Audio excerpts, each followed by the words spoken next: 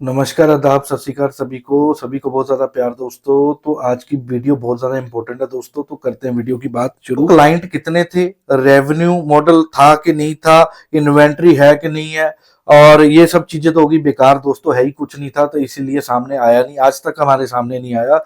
In fact director बाहर थे, कुछ लीगल टीम्स बाहर थी, कुछ बंदे जो अपने लेवल पे लीगल टीम लेके लगे थे वो सब बाहर थे, कुछ भी ये सब चीज़ें सामने नहीं आई। तो आज मैं इन सब चीजों की बात नहीं करूंगा।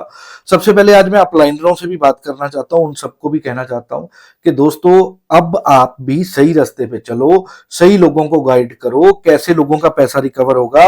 ये जूम मीटिंग वाले डॉक्टर, इंजीनियर, ये लॉयर वगैरह जितने भी हैं, अब दोस्तों सही गाइड करो लोगों को कि लोगों का पैसा कैसे आएगा, कैसे रिकवर होगा। अब इकट्ठे हो जाओ, अब इन चीजों पे काम करो, ना कि अब ये होगा वो होगा, इन चीजों से छोड़ दो। आगे का थोड़ा सा मैं बता देता हूं आप सबको दोस्तों। एक बात चल रही थी कि एफआईआर क्वैश होगी, ये जो नोएडा वाली है, जिसके ऊपर ईडी ने 2023 बीएनएसए के अकॉर्डिंग जो है अपनी कार्रवाई की है प्राइमा फेशिया बेसिस पे। कहते लोग कि ये एफआईआर क्वैश होगी। दोस्तों मैं एक चीज बता दूं आप सभी के लिए, ये एफआईआर कोई क्वैश नहीं होगी। इसके बेसिस पे चार्ज लगने को आ गया, इसके बेसिस पे जमानतें हाई कोर्ट सुप्रीम कोर्ट से बिलें रिजेक्ट होगी, इसके बेसिस पे सेक्शन 70 लग गया। आपको लगता है ये रिजेक्ट होगी? आप थोड़ी कॉमन सेंस की बात है, आप इस मेरी बातों को समझो। दूसरी बात अगर मैं बात करूं, अगर बेलों की हम बात कर रहे हैं, तो बेल दोस्तों, बेल बूल ऐसे नहीं होती। अभी चार्जशीट आई है, अब सप्लीमेंट्री चार्जशीट भी आनी है। 250 करोड़ कम से कम मिनिमम और रिकवरी होगी, तब जाके कहीं ईडी सप्लीमेंट्री चार्जशीट लाएगी। तो उससे पहले ना कोई बिजनेस चल रहा है बाहर, ना कोई रेवेन्यू मॉडल चल रहा है, ना कोई क्लाइंट डिटेल है। तो आपको लगता है ये सब चीजें होंगी? तो ये मैं आपको पहले ही बता दूं दोस्तों, ये सब चीजें हाई कोर्ट सुप्रीम कोर्ट ने भी रिजेक्ट कर दी है। किस आधार पे बेल होगी, आप मेरे को ये बताओ। चलो ये तो जो आपकी भी नॉलेज होगी, ये होनी नहीं है ये सब चीजें।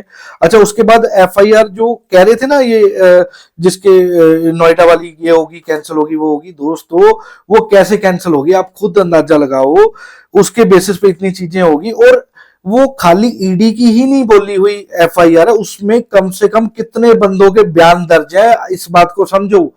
उसमें कितने बंदों के बयान दर्ज है कि हाँ, हमारा रेंट जो है नहीं आया है आफ्टर ईडी रेड। क्योंकि जो बिजनेस चलते हैं, रेवेन्यू मॉडल जब चलते हैं, क्लाइंट डिटेलें जब चलती हैं, तो ये सब चीजें जो है ऑलमोस्ट होती ही होती हैं, तभी पैसा आता है लोगों का।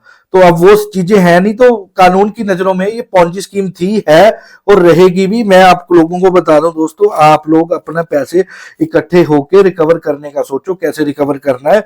और मैं भी एक विक्टिम हूं, हमने भी कई लोगों के पैसे दिलवाने में मदद की है, लोनों में हमने भी मदद की है और लगे हुए हैं। पर ऐसे खाली अगर हम कहें कि ये एफआईआर कैंसिल हो जाएगी, बेल ये हो जाएगा, वो हो जाएगा, दोस्तों कुछ नहीं होना। मैं आपको पहले बता दूं, कुछ नहीं होना इन सब चीजों से। कुछ अगर प्रैक्टिकली होता दिखता तो मानते, अब कुछ है ही नहीं ऐसा सिस्टम, तो कहां से आप लोगों को लगता है ये सब चीजें होंगी? और जितने कल्प्रिट्स हैं, जितने जिन्होंने पैसा हमारा खाया है, अयाशी की है, जिन्होंने हमारे पैसे का अपनी अयाशी में पैसे लगाए हैं, चाहे वो बुर्ज खलीफा जाके बर्थडे पार्टियां हो, चाहे वो कुछ भी हो, जिन जो इन्वॉल्व थे, जो इन्वॉल्व नहीं है, जिन्होंने हमारे पैसे से सब कुछ किया दोस्तों, बहुत जल्दी हो सकता है उन लोगों की अरेस्टें होनी भी शुरू हो जाएं। और बहुत जल्दी और भी चीजें जो है होने वाली हैं। मैं आपको अगली वीडियो में जल्दी ही बताता हूं इन सब चीजों के बारे में। तो दोस्तों, as a victim, as a सलाहकार, एज आप लोगों का भाई, मैं आप लोगों को यही बताना चाहता था कि इकट्ठे होके अपने पैसे रिकवर कैसे करने, उस चीज पे फोकस करो। अब इन सब चीजों से कुछ नहीं हो रहा।